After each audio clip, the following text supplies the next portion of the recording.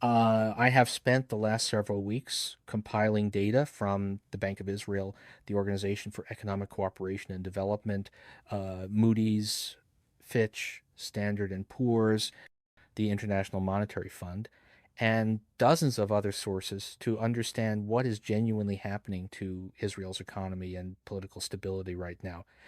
And I need to tell you, the picture that emerges is far more concerning than what most mainstream coverage is suggesting. Let me be direct with you from the start. I am not here to take political sides. I am here to follow the numbers, the structural pressures, and the institutional dynamics that determine where economies go. And what the numbers are telling us right now about Israel is that this country is approaching a convergence of crisis that we have not seen since perhaps the early 1980 seconds, possibly even the hyperinflation period of 1984 and 1985. So let us break this down systematically because I think there are five distinct but interconnected pressure points that are all intensifying simultaneously. And it is the simultaneity that makes this situation so precarious. The first pressure point, and perhaps the most immediately destabilizing, is the political crisis surrounding the ultra Orthodox military conscription issue. Now, this might seem like a purely domestic political matter, but I want you to understand why this has profound economic implications. In July of this year, two ultra Orthodox parties, United Torah, Judaism, and Shas, left Benjamin Netanyahu's governing coalition. This was over proposed legislation regarding military draft exemptions for yeshiva students. Now, the ultra Orthodox community, known as Haredim, makes up about 13% of Israel's population, roughly 1.3 million people. And for decades, they have been exempt from mandatory military service, which is otherwise compulsory for Jewish Israelis. Here is why this matters economically. The exemption is not just about military service. It is tied to an entire economic structure where ultra Orthodox men receive government subsidies to study in religious seminaries full time rather than participate in the labor force. The Bank of Israel's own annual report, published in March of this year, estimated that the economic cost of not drafting ultra Orthodox men is approximately 10 billion shekels per year, which is roughly 0.6% of Israel's entire gross domestic product. But the crisis has now escalated dramatically.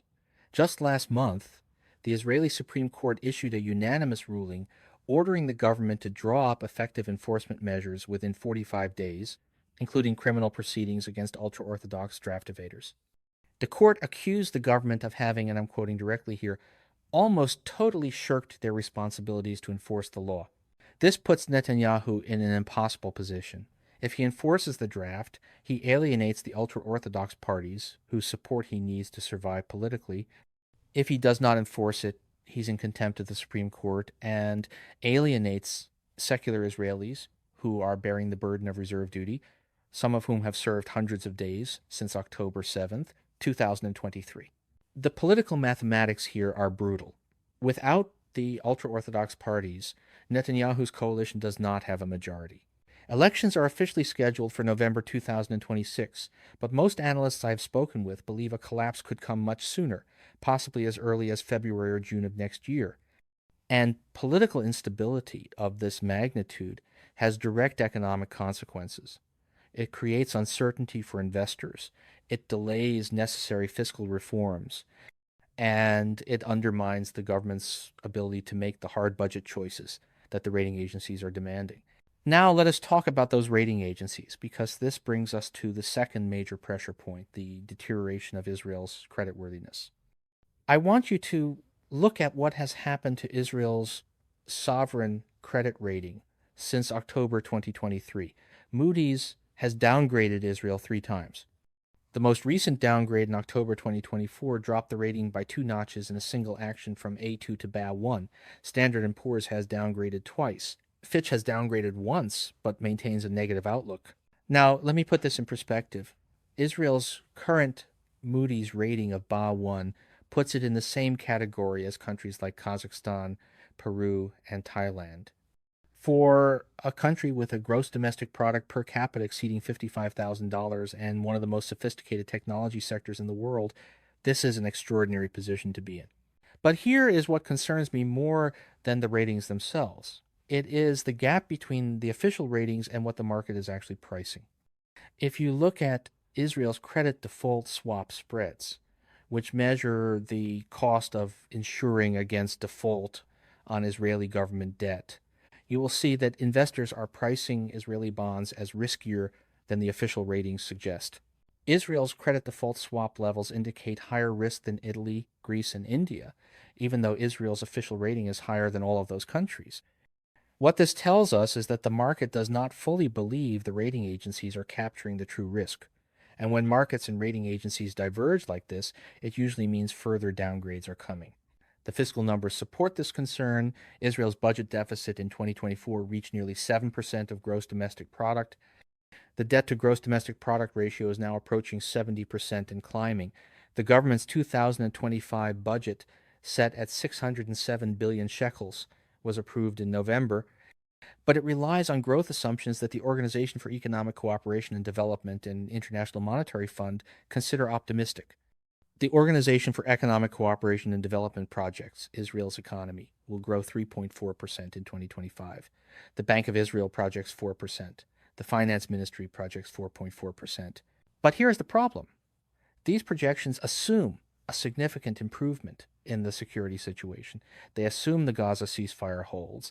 They assume there is no major escalation with Iran, and they assume the government can implement fiscal consolidation while maintaining political stability. Every single one of those assumptions is questionable, which brings me to the third pressure point, the security situation, and specifically the aftermath of the June 2025 war with Iran. I want to make sure everyone understands what happened in June because the full economic implications are still unfolding. On June 13th, Israel launched what it called Operation Rising Lion, a sweeping assault on Iranian military and nuclear facilities. The operation targeted uranium enrichment sites, ballistic missile infrastructure, and members of Iran's military and scientific leadership. Iran retaliated with over 550 ballistic missiles and more than 1,000 suicide drones. 32 people were killed in Israel. Over 3,000 were wounded. 36 missiles struck populated areas, damaging over 2,300 homes. The economic disruption was severe. The main airport was shut down. Schools were closed. Public gatherings were prohibited. The direct military costs are staggering. The Bank of Israel has estimated total war-related costs from October 2023 through 2025 at up to 55.6 billion, but the indirect costs are even larger. Investment in Israel dropped 15% below pre-war levels by the end of 2024. The economy actually contracted by 3.5% in the second quarter of this year during the Iran confrontation. And here is what keeps me up at night. The June war did not resolve anything. Iranian officials have stated they are rebuilding their missile stockpiles. Israeli officials have stated publicly that their goal is regime change in Tehran before the end of Trump's term. A senior Israeli official told Israeli media that if there is another confrontation, Israel will respond much more aggressively and is preparing for hostilities to last far longer than 12 days. The European Union Institute for Security Studies published an analysis in October warning that the strategic success of the American and Israeli strikes against Iran's nuclear threat is at best uncertain and at worst could have major blowback. They noted that the costly war failed to bring Iran and the United States closer to a deal and that American stockpiles were significantly depleted, including an estimated quarter of United States high-end missile interceptors. Now, think about what another war would mean for Israel's economy. The June war alone caused a quarterly gross domestic product contraction of 3.5%. A longer, more intense conflict could push Israel into a genuine recession. And unlike most countries, Israel cannot simply defer military spending. The security threats are existential in nature. The fourth pressure point is international isolation. And this is accelerating faster than many people realize. Let me walk you through what has happened on the international, legal, and diplomatic front. The International Criminal Court issued arrest warrants for Prime Minister Netanyahu and former Defense Minister Gallant in November 2024, accusing them of war crimes in relation to the Gaza conflict. This means that Netanyahu and Gallant risk arrest if they travel to any of the 124 countries that are party to the Rome Statute. The Trump administration has responded by imposing sanctions on International Criminal Court judges and officials. Four International Criminal Court judges have been sanctioned by the United States, including Judge Nicholas Guillou, who described his situation as being economically banned across most of the planet. He has been refused access to American websites and cannot use American credit cards. The International Bar Association has warned that these measures have brought the tribunal's day-to-day operations to a near standstill. But the American umbrella does not extend to all of Israel's international relationships. The European Commission in September 2025 proposed suspending preferential tariffs under the European Union-Israel Association Agreement. This would reimpose duties on 5.8 billion euros worth of Israeli exports, costing Israeli exporters approximately 227 million euros annually. The European Union is Israel's largest trading partner. Total goods trade was 42.6 billion euros in 2024. If the relationship deteriorates further, the economic impact would be substantial. And it is not just the European Union. Several countries have reduced or suspended arms sales to Israel. The United Arab Emirates, which normalized relations with Israel in 2020 under the Abraham Accords, has publicly stated that West Bank annexation would be a red line. The International Court of Justice's 2024 advisory opinion called for Israel to end its occupation of Palestinian territories. Palestine has been recognized by over 140 United Nations member states. Netanyahu himself acknowledged this reality. In September 2025, speaking at an economic conference in Jerusalem, he said, and I quote, "Israel is entering a kind of isolation. We could find ourselves in a situation where we would be blocked in the industrial aspect, not just in research and development, but also in actual production. We will have to develop arms industries here." When a sitting prime minister tells his country to prepare for industrial isolation, that is not political rhetoric. That is a strategic warning. The fifth and final pressure point is the Gaza situation itself, and specifically the fragility of the current ceasefire. The ceasefire that went into effect on October 10th of this year was supposed to end the deadliest and most destructive war ever fought between Israel and Hamas. The Gaza Health Ministry reports that over 69,000 Palestinians have been killed. The United Nations has documented what it calls the most severe economic crisis on record in Gaza, with unemployment exceeding 80% and gross domestic product having dramatically collapsed. But the ceasefire is not holding in any meaningful sense. According to the Gaza government media office, Israel has violated the ceasefire nearly 500 times in the first 44 days, killing over 340 Palestinians. Israel says its strikes are responses to Hamas violations. Hamas says Israel is fabricating pretexts.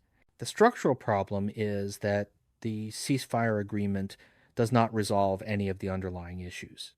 Hamas still exists as a military organization.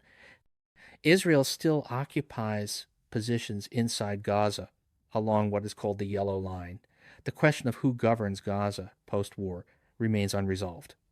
The Trump administration's 20-point plan calls for an international stabilization force and the demilitarization of Hamas. But Hamas has refused to agree to demilitarization.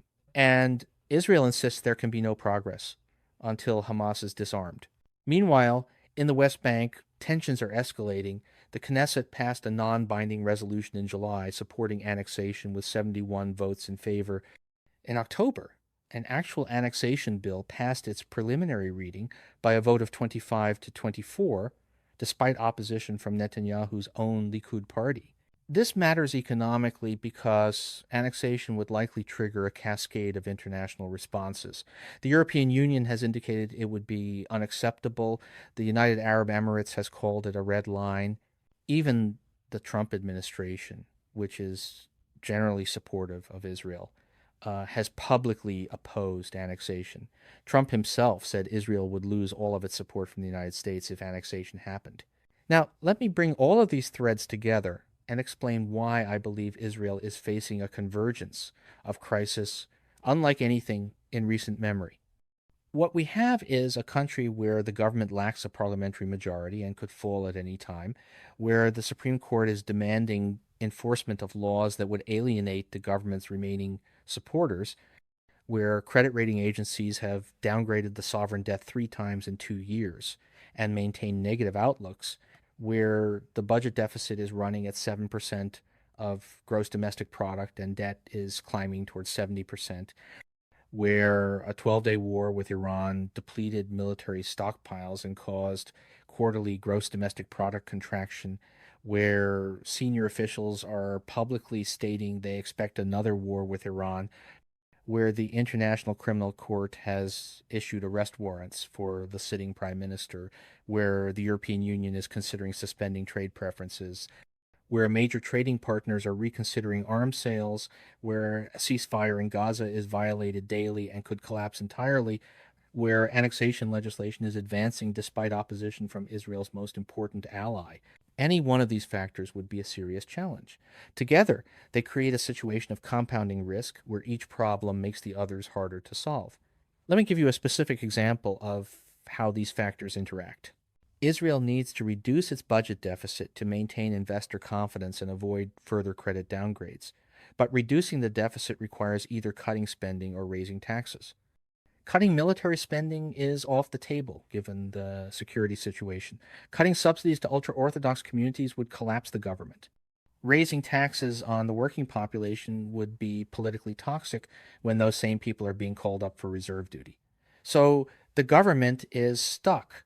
Or consider the security situation. Deterring Iran requires military preparedness, which requires funding, which requires economic stability, which requires investor confidence, which is undermined by political instability, which is caused by the conscription crisis, which is itself a product of the manpower demands created by the security situation. It is circular. I want to be clear about what I'm not saying. I am not predicting an imminent collapse. Israel has extraordinary resilience. Its technology sector remains world class.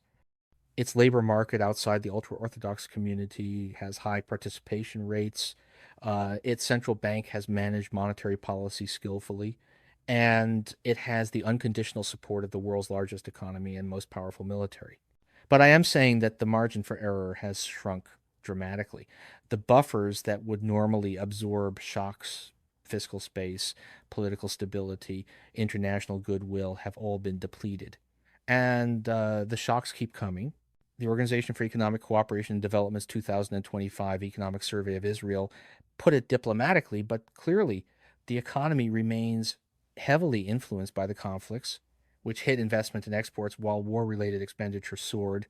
The survey urged Israel to curb inflation and contain fiscal deficits while funding future spending needs.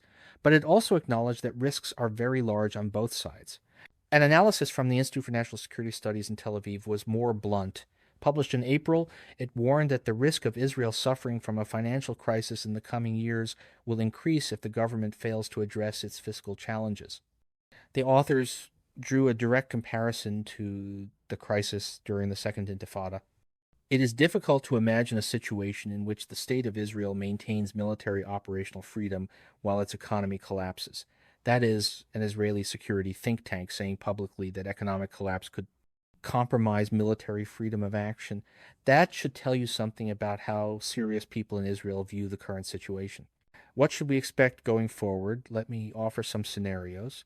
In the optimistic scenario, the Gaza ceasefire holds and evolves into a more durable arrangement. The Haredi conscription issue is somehow finessed, perhaps with a compromise that allows the ultra-Orthodox parties to return to the coalition. Iran, weakened by the June war and internal pressures, does not seek immediate revenge. The European Union backs off from suspending trade preferences. Credit rating agencies stabilize their assessments. The economy recovers to its pre-war growth trajectory. This scenario is possible, but it requires everything to go right simultaneously, and it requires actors who have been escalating to suddenly start de-escalating. In the pessimistic scenario, the Gaza ceasefire collapses, Israel resumes large-scale military operations. Another round of fighting breaks out with Hezbollah in Lebanon, where Israel has been conducting near-daily strikes despite the November 2024 ceasefire. Iran decides to retaliate for the June war, perhaps using its militia proxies in Iraq or the Houthis in Yemen. The Knesset dissolves and Israel enters another extended election period. Credit ratings are downgraded to junk status. International sanctions begin to bite. This scenario would be catastrophic, but it is not implausible given the current trajectory. The most likely scenario, in my assessment, is something in between. A continued muddle through characterized by recurring crisis, political instability, economic underperformance, and periodic military escalations, but without a single catastrophic break. This is what you might call managed decline. Not a collapse, but a steady erosion of the strategic position. Let me conclude with some observations about what this means for the broader region and for global markets. Israel's economy is not large enough to move global markets direct. Gross domestic product is around $500 billion, roughly the size of Sweden or Belgium. But Israel's strategic position is disproportionately important.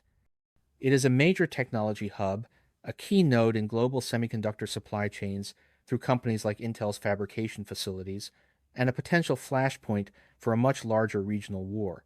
The June war with Iran demonstrated that escalation dynamics in this region can move faster than markets anticipate. Oil prices spiked, shipping was disrupted, defense contractors saw significant revenue increases. If there is another round of conflict with Iran, the global effects would likely be larger because both sides have indicated they expect the next war to be more intense. For investors, the key metrics to watch are Israel's credit default swap spreads, which will signal market confidence in real time. Watch the shekel exchange rate, which has been volatile but recently strengthened. Watch defense spending allocations in the budget. Watch statements from Moody's, Standard and Poor's, and Fitch about outlook assessments. And watch the political calendar, because the moment elections are called, uncertainty will spike. For policymakers in other countries, the question is whether the international institutions that are supposed to manage crises of this type are still functional. The United Nations Security Council is paralyzed on Middle East issues. The International Criminal Court is under American sanctions. The World Bank and International Monetary Fund can provide analysis but not political solutions. If this situation deteriorates further, there is no obvious mechanism for international intervention. I started by saying that Israel is approaching a convergence of crisis. I want to end by emphasizing that word, approaching. We are not yet at the point of no return.